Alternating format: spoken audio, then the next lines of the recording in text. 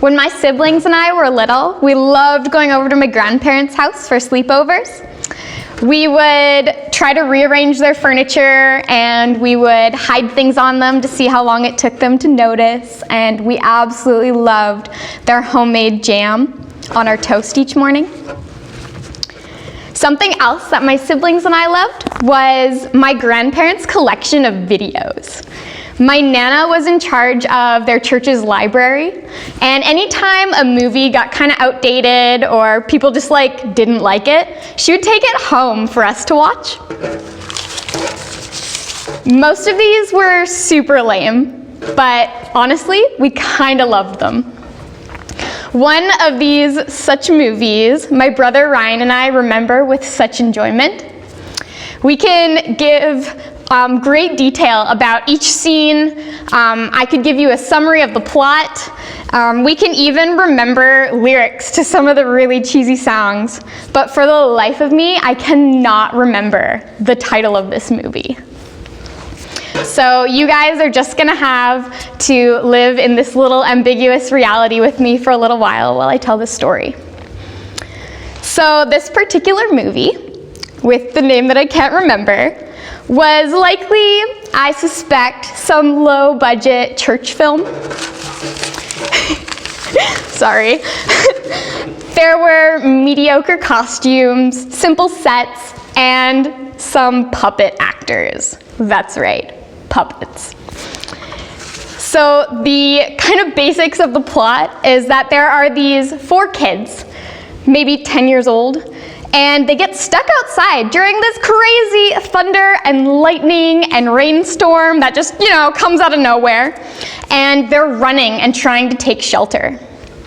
And when this major weird storm hits, we get a huge plot twist. They fall down a giant rabbit hole. That's right. And of course, a giant rabbit hole calls for nothing less than a giant rabbit. Or in this case, a tall man in a rabbit costume. And of course, rabbits are naturally trustworthy and safe to talk to. So these 4 friends explain to this rabbit about how terrified they are of the storm that's going on outside of this little rabbit hole. And this is a very wise rabbit, we soon learn, because he approaches the kids and he tells them, "I'm going to tell you a little story so that you won't be afraid of the storm anymore." And so he goes on. And this is when we get introduced to the puppet cast. I have to explain this part because these puppets are essential to the plot.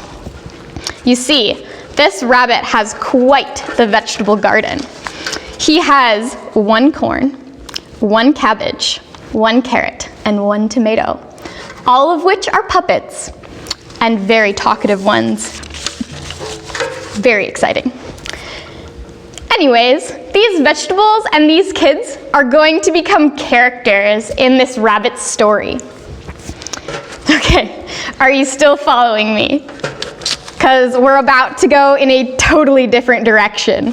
You see, this rabbit kind of hops into a story about a knight and a squire. And this knight and squire are called upon by the king in some magical faraway realm.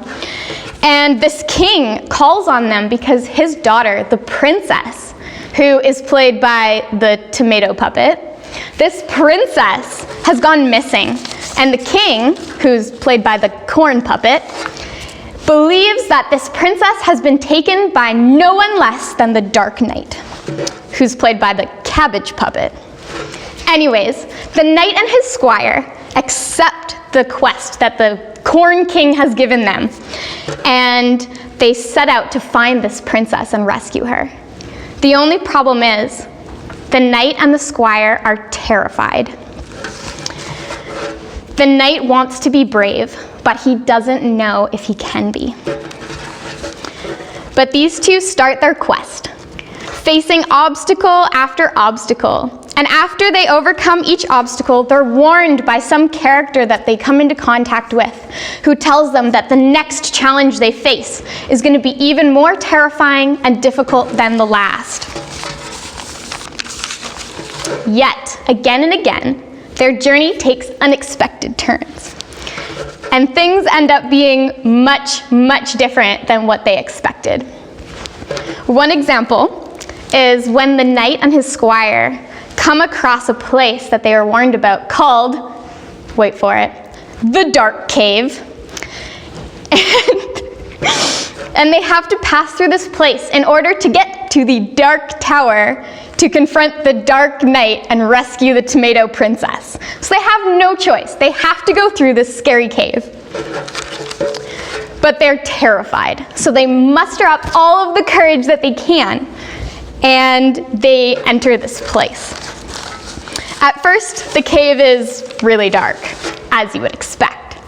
And then the knight and his squire realize that it's not just the two of them in this cave.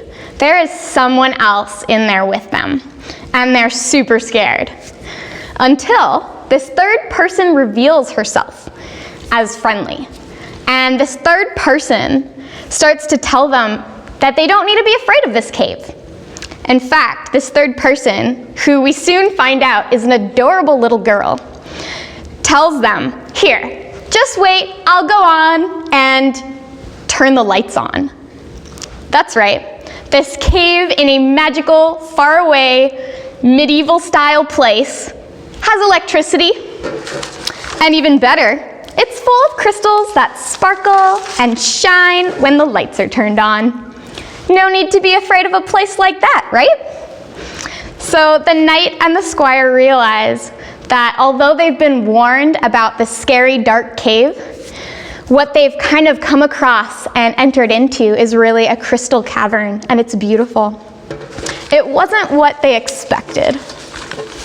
Anyways, the knight and his squire do eventually go on to this dark tower, and they find the Dark Knight, and they find the Tomato Princess. But again, it's not what they expected. This princess wasn't kidnapped.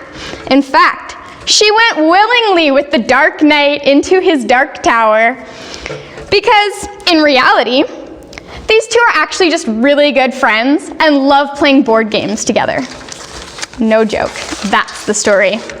And that's the end of the giant rabbit story. The things that we are afraid of, the things that we are told about are not always what they seem. The events that play out before us are often not what we expected. So what is the point of me sharing this bizarre memory of an even stranger story with you today? Well, to draw a connection to an even more amazing story, full of much stranger plot twists, with an even more heroic climax. And that's the story of Easter. Over and over and over again, Jesus proved himself to be different than what we expected.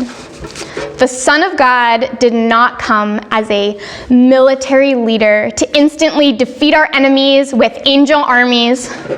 Jesus demonstrated as a servant that not warfare, but love and self-sacrifice are the most powerful acts. And although he was killed in a brutal way on the cross, Jesus surprised us again when he rose from the dead, leaving the tomb empty, making eternal life possible for anyone who believes in this unexpected and beautiful God. We don't even need to fear death because Jesus, in the most epic plot twist in all of history, gave us his life.